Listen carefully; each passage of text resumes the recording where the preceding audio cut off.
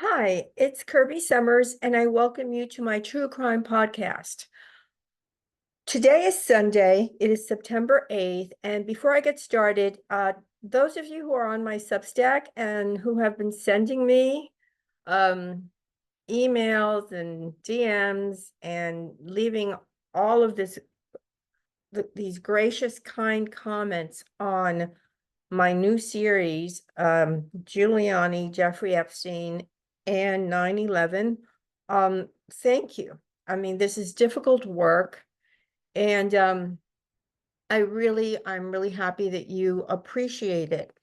What I plan to do today, guys, for you is I am going to read an excerpt of my newest series, which again, it might become two parts, it might become three. I published it on Saturday. And I'm just going to read the beginning part, which was basically sent to the thousands of people who are on my mailing list. Um, and then if you want to sort of read the rest, you're welcome to come on over and dig into not just this, but the other 200 plus deep dives that I have been working on for 5+ years. All right, I'm going to get started here. On September 2001, everyone in New York woke up to a beautiful late summer day. The sun was shining, the sky was the bluest of blues. It was Tuesday, and the public in general had yet to hear the names Jeffrey Epstein or Leslie Wexner.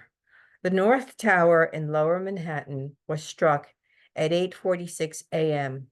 Images of real-life horror flooded in from every television channel. It was first described as a small plane mistakenly crashing into one of the Twin Towers. A couple of minutes later, at 9:03 a.m., a second commercial plane rammed into the South Tower. It wasn't an accident. It was intentional. People, you know what? I'm going to ignore that because I'm just describing a photo that I have of people holding on to the open windows. And that's kind of what happened. A lot of when the first impact into the North Tower, the heat was so intense. I've looked it up and I believe it was described as being 1,000 degrees. So some of the people were propelled from the force of the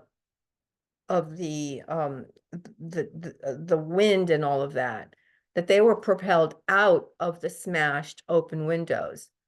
Others were sort of like going to the open window to get away from the intense heat. And of course, we know that many of these people either were pushed out or eventually decided to take another way to get away from the heat.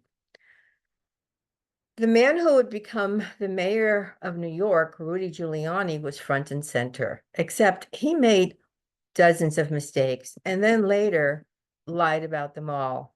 He was part of the Epstein nexus.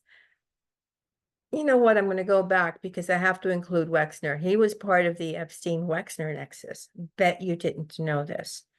The most controversial of Giuliani's ill-fated decisions, having a direct impact on 9/11, had been put into motion long before that nightmarish day, and others, as it pertained to the Epstein-Wexner network, were never supposed to be seen, known, or discovered until now.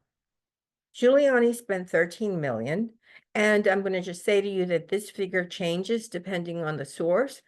There are some that claim it was 70 million to build a 50,000 square foot uber sophisticated emergency operations center on the 23rd floor of 7 World Trade Center, which was completed in 1993.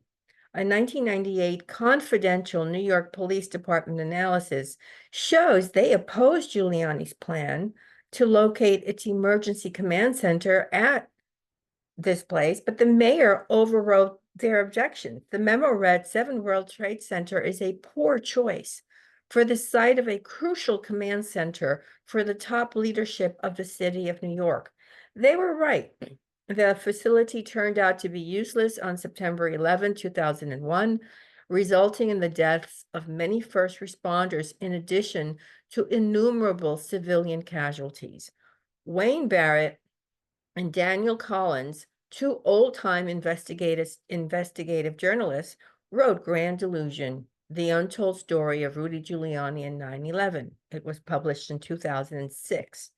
They delve into what really happened as Giuliani appeared on TV throughout the day and into the weeks and months to come, turning himself into a fake American hero.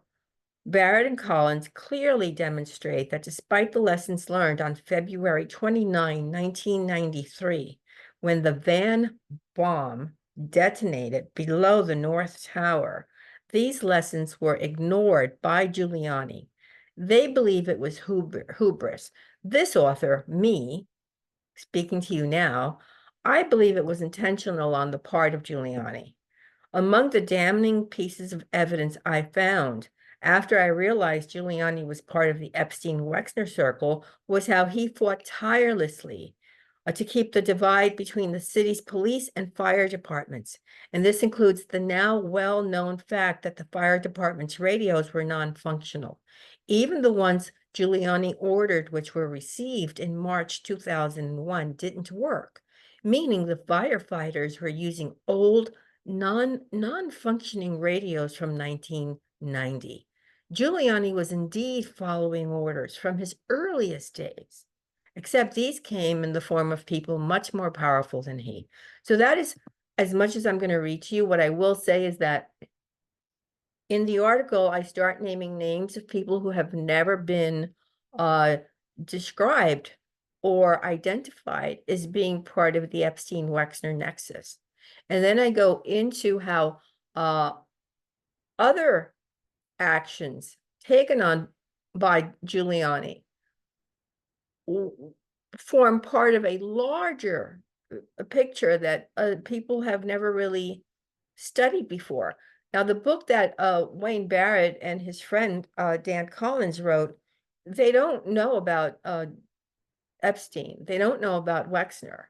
So it only goes so far, and their vision is clouded by just the events of that day. So they don't go into other things. However, it's a good book. If you get your hands on it, definitely read it. Now, if you want to read the rest of my article, and again, it's going to be 2, maybe 3 parts, then come on over to my Substack. I've got over 200 well-researched articles with receipts. And, I'd love to see what you have to say. All right, guys, have a good Sunday. Give this a like. Thank you. Bye.